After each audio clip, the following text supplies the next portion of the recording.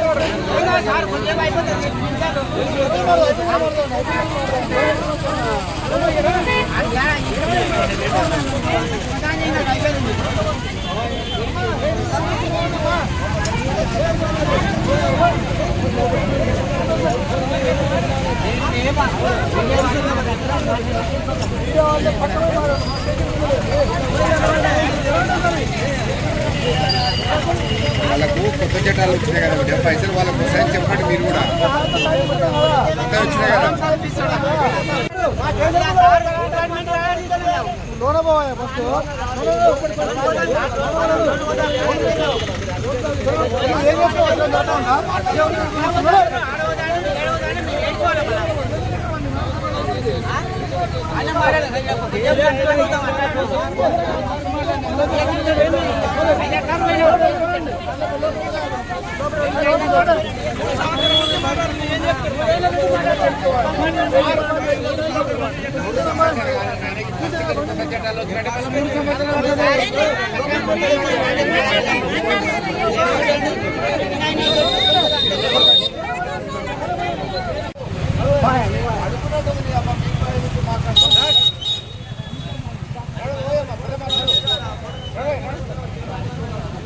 ఇలా నాగర్ కర్నూలు మండలం, నాగర్ కర్నూలు జిల్లాలో అన్యాయం జరిగిన నిజం ఏంటంటే, ఈ పేదల ప్రజలు సాయిబాబా అని ఒక వ్యక్తి నాగపూర్ ఆయన పుట్టింది, ఆయన దందా చేసింది నాగర్ కర్నూలు జిల్లాలో.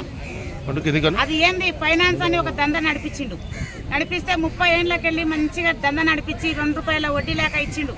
ముసళ్ళ కానించి, పెద్దల మీద పిల్లల కానించి, అత్తమిని కోడళ్ళ కానించి భూములు పోయిన పైసలు, ల్యాండ్లు పోయి, ఊర్లు పోయి, ప్రాజెక్టులు పడి, మరి గుడిపల్లి గట్టు పక్కల గుట్టల నర్సాపల్లిలో కూడా ప్రాజెక్టు పడి డబ్బులు వస్తే ఎక్కడ దాచుకోలేనంత వ్యక్తితోటి ఫస్ట్ పడడం ఆడ ప్రాజెక్టు నడవడం.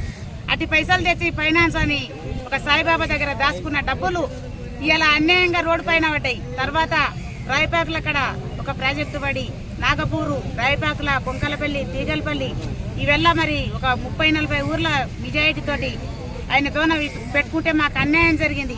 ఇలా మా బతుకులంతా రోడ్డు మీద చేసి మొత్తం అన్యాయంగా నాగర్ కర్నూలు జిల్లాలో చాలా భాగం ల్యాండ్లు కొనిపెట్టి మొత్తం అన్ని పైసలు మా పైసలు మాకు ఇవ్వాలని మేము ఎంత దూరం అంటే అంత దూరం వస్తున్నాం.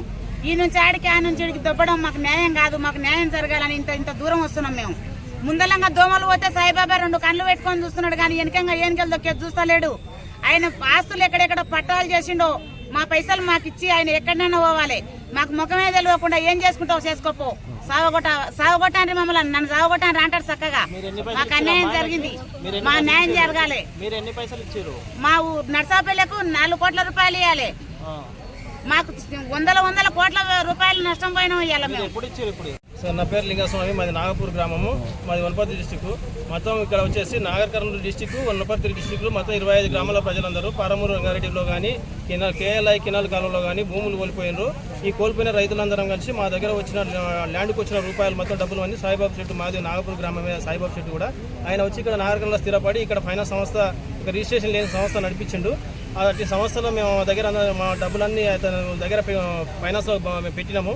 కొన్ని రోజులు మన అంచనా నడిపించి తర్వాత డబ్బులు ఇవ్వకుండా ఎగ్గొట్టి పరారాయి తిరిగిన క్రమంలో మేము కేసు చేసి కూడా 2 ఇయర్స్ అవుతుంది. ఎస్పీ గారికి, డిఎస్పీ గారికి అందరికీ మేము అందరం వచ్చి కలిసి మాట్లాడిన చేసినాము. 2 సంవత్సరాలైనా మేము బాధ్యతను ఆదుకుంటాం. కేసు ఎఫ్ఐఆర్ అయిన కేసును కూడా కోర్టులో సబ్మిట్ చేయకుండా వీళ్ళ దగ్గరనే, పోలీసుల దగ్గరనే పెట్టుకొని ఆస్తులు జప్తు చేసి మీకు బాధితులకు న్యాయం చేస్తామని చెప్పిండ్రు.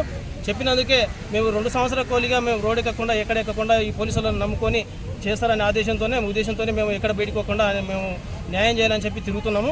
ఈ రోజు వరకు కూడా ఏం జరిగింది, ఎక్కడ జరిగింది, ఎక్కడ ఆస్తులు ఉన్నాయనేది మాకు ఈ రోజు వరకు ఇన్ఫర్మేషన్ ఇవ్వకుండా తిరుగుతున్నారు. అందుకోసానికి మేము ఈరోజు ఎస్పీ సార్ని కలిసి మాకు న్యాయం చేయాలని చెప్పి మాట్లాడి చేద్దామని వచ్చినాము. ఈ క్షణంలో మాకు ఎస్పీ కానీ, నారకల్ సార్ కానీ మాకు సహకరించి మాకు డబ్బులు ఇవ్వని పక్షంలో మేమందరం కలిసి హైదరాబాద్ ధర్నా చౌక్ పోయి ధర్నా చేసి ఆల్రెడీ డిప్యూటీ సీఎం కూడా ఇచ్చినాము. డిప్యూటీ సీఎం ద్వారా మేము లెటర్ కూడా ఇచ్చినాము. ఒక రేవంత్ రెడ్డి సార్ కలిసేది ఉంది. నెక్స్ట్ ఇక్కడ మాకు న్యాయం జరిగిన పక్షంలో మేమందరం కలిసి పెద్ద ఎత్తున హైదరాబాద్ పోతాం, ధర్నా చేస్తాము. ముఖ్యమంత్రి రేవంత్ రెడ్డిని కూడా కలుస్తాము. ఆ పక్షంలో కాకపోతే మేము కిషన్ రెడ్డిని కూడా కలిసినాము. పెద్ద పెద్ద నాయకులను ఒక 10 మందిని కూడా కలిసినాము. వాళ్ళ సమక్షంలో కిషన్ రెడ్డి సమక్షంలో అమిత్ షాని కలుస్తాము. ఆ తర్వాత మేము ఈడీ వరకు కూడా తీసుకుపోదలుచుకున్నామని చెప్పి ఈ సభాముఖంగా మేము అందరికీ తెలియజేస్తున్నాం. మాకు న్యాయం జరగాలని చెప్పి ప్రతి ఒక్కరు మాకు సహకరించాలని చెప్పి కోరుకుంటున్నాం. ఎందుకంటే దాదాపు 150 మంది పిల్లల పెళ్లిలు ఆగిపోయినాయి, ముసలోళ్ళు ఇబ్బందులు ఉన్నాడు. ఒక ఆర్మీ జవాన్ సార్, మన దేశంలో అత్యున్నతంగా మనం బాధపడే విషయం అంటే ఒకటి రైతు, రెండోది ఫస్ట్ జవాన్, తర్వాత రెండోది అని మనం పెద్ద గర్వకారంగా చెప్తుంటాము. కానీ ఒక జవాన్ కొడుకు చనిపోతే 30 లక్షలు మనకు అతనికి సబ్సిడీ వస్తే చనిపోయిన డబ్బులను ఇతనితో ఒక సాయిబాబా అని తన పెట్టుకుంటే కూడా అటు మన కోసం త్యాగం చేసిన ఒక జవాన్ డబ్బులు కూడా మనం ఇప్పలేని దుర్పరిస్థితి మన దేశంలో కనిపిస్తుంది. నాకు అది చాలా బాధాకరంగా అయిన విషయం. కాబట్టి ఆ జవాన్ చనిపోయిన మన కష్టపడే జవాన్ పైసలు కూడా ఇవ్వలేకపోతున్నారు. ఏం చేస్తున్నారు ప్రభుత్వాలు, ఏం చేస్తున్నాయి, చట్టాలు ఏం చేస్తున్నాయి అనే దాని గురించి మీరందరూ కొంచెం మాకు సహకరించాలని చెప్పి మీరు మహబూబ్నగర్ నుంచి వచ్చిన, హైదరాబాద్ నుంచి వచ్చిన విలేకరులందరికీ ధన్యవాదాలు తెలుసుకున్నాం. మీకు అందరికీ మాకు దేవుని రూపంలో సహకరించే మీడియా మిత్రులకు ఫస్ట్ అభినందన తెలియజేస్తున్నాను. మాది గౌరిదేవిపల్లి గ్రామం. నా పేరు తిరుపతయ్య, మాజీ సర్పంచ్.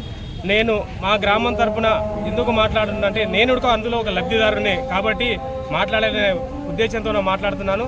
మా గ్రామం తరఫున 1,25,00,000 రూపాయలు మా గ్రామం తరఫున ఫైనాన్స్ దగ్గర పెట్టినాము. మేము నమ్మింది ఒకటే, పక్క ఊరు అతను కాబట్టి ఆయన ఒక 30 సంవత్సరాల నుంచి నడిపే ఈ సంస్థానంలో మంచిగా అనిపించింది కాబట్టి రైతు అనే వ్యక్తి తెలిసో తెలియకుండా పెట్టిండు. అట్టి పైసలను ఇప్పించడానికి అధికారులు కానీ మన పోలీస్ వ్యవస్థ కానీ పెద్ద ఎత్తున చర్య తీసుకుంటే ఖచ్చితంగా ఆ డబ్బులు రైతులకు అందుతాయని చెప్పి మీ అందరికీ మీడియా తరఫున కోరుకుంటున్నాను. ఇక్కడ ఒకటే మనం మాట్లాడేది, ఎవరిని ఏం మాట్లాడదలుచుకోలేదు.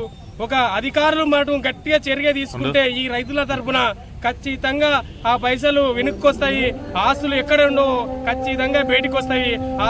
మా రైతులందరి సహకారానికి అధికారులు ఒక చెయ్యి సహకరిస్తే ఈ రైతులు ఖచ్చితంగా ఇక్కడ మేము లాభపడతాము. మీరందరూ సహకరించి మీడియా తరఫున మా రైతులకు అందరికీ, అన్ని ఊర్ల గ్రామ ప్రజలందరికీ సాయం చేయాలని అధికారులు ప్లస్ మీడియా మిత్రులను పెద్ద ఎత్తున కోరుచున్నాం.